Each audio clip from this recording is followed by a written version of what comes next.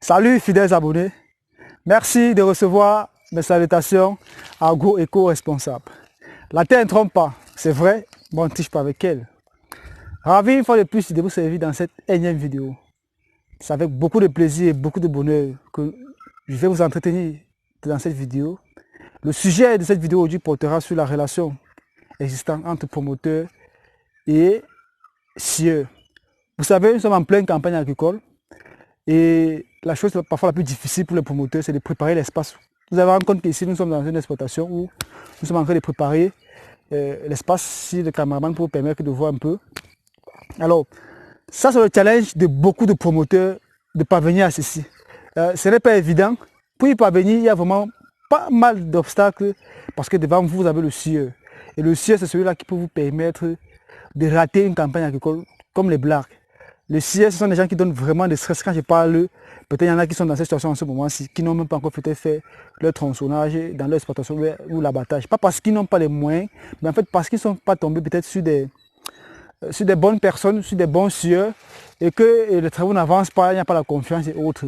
Mais pendant nos descentes sur le terrain et entretien avec les promoteurs, on s'est rendu compte qu'il y a beaucoup de promoteurs qui faisaient, c'est-à-dire qui commettaient des erreurs très graves. Et dans cette vidéo, nous avons décidé de partager avec vous cette erreur que beaucoup de promoteurs faisaient, que vous, qui voulez vous lancer, que vous puissiez éviter cette erreur-là. Alors, c'est quoi cette erreur que ces promoteurs ont eu à faire avec des sieurs et où beaucoup se trouvent aujourd'hui dans des procès, dans des commissariats, dans des gendarmeries, parce qu'ils ont des problèmes avec ces sieurs. Alors, l'erreur à ne jamais faire chez les agripreneurs, il dit à ne jamais faire, c'est de penser ou d'acheter une scie neuve, une tronçonneuse neuve, pour donner à un sieur pour vos travaux.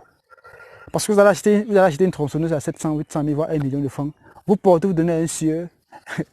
Ça, c'est le danger. Là, en fait, c'est que quand vous allez donner ça, ce qu'il va faire, c'est quoi? Il ne va pas refuser, il va accepter le deal. Il va prendre votre tronçonneuse, vu que lui, il a une tronçonneuse, vu qu'il est sieur, il a sa machine. Il va tout simplement transformer votre machine neuve en machine vieille. Et que vos pièces, il va les enlever. Soit il va mettre sur sa machine, soit il va revendre. Il va vous créer des pannes tous les jours. Madame ou monsieur, le piston est descendu, la chaîne est coupée. Il va vous créer les pannes à tous les niveaux. Et c'est comme ça qu'à chaque fois qu'il va vous dire ça, il va changer les pièces, il va changer les pièces, il va changer les pièces. Et il va remettre une machine en épave à la fin. Non seulement ça, la machine sera en épave, vos travaux ne seront pas bien réalisés. Parce qu'il va prendre cette même machine, aller faire les travaux ailleurs.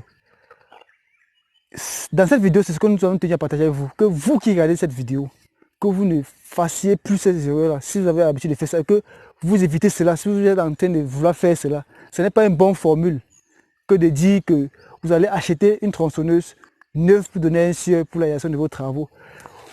C'est pas bon. Si vous engagez un sieur, engagez-le avec sa machine. Il vient réaliser votre travail. N'achetez pas une machine neuve pour le lui remettre. Non, ça c'est pas bon. Donc, j'espère que vous avez retenu le conseil. J'espère que vous n'allez plus tomber dans ces pièges-là et que désormais, vous saurez quoi faire lorsque vous allez engager un sieur pour vos travaux. Donc, chers agripreneurs, ravi d'avoir été avec vous dans cette vidéo, sachant que vous allez mettre en pratique ces conseils.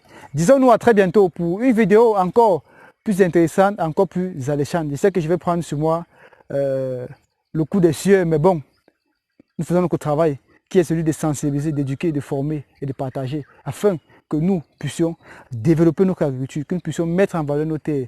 Vive l'agriculture africaine, vive l'agroafricanisme. C'était comme ça pour vous, le chantinet agro-africain. Disons-nous à très bientôt pour un sujet encore plus intéressant, encore plus alléchant. D'ici à là, portez-vous bien et prenez soin de vous. Bye bye.